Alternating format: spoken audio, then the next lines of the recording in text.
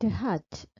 The heart is a muscular organ which contracts and relaxes continuously to pump blood to the whole body. The human heart has 4 chambers, that is 2 atria and 2 ventricles.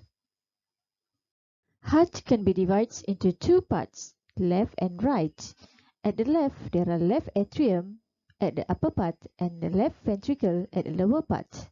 At the right of the heart, there are right atrium at the upper part and right ventricle at the lower part. Each part is joined with the larger blood vessel, pulmonary vein in the left atrium, vena cava in the right atrium, aorta in the left ventricle, pulmonary artery in the right ventricle.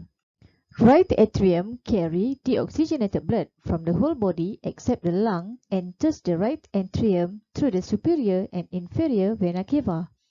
When the right atrium contracts, deoxygenated blood is forced to flow into the chamber below it, namely the right ventricle. Tricuspid valve allows the flow of blood in only one direction from the right atrium to the right ventricle. When the right ventricle contracts, deoxygenated blood is forced to flow out into the pulmonary artery to be carried to the lungs.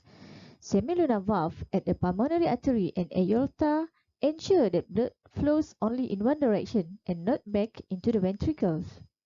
Oxygenated blood from the lungs enters the left atrium through the pulmonary vein. When the left atrium contracts, oxygenated blood is forced to flow into the chamber below it, namely the left ventricle.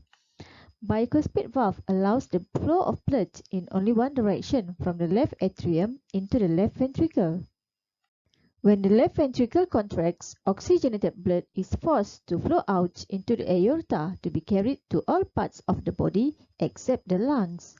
Septum prevents oxygenated blood from mixing with deoxygenated blood.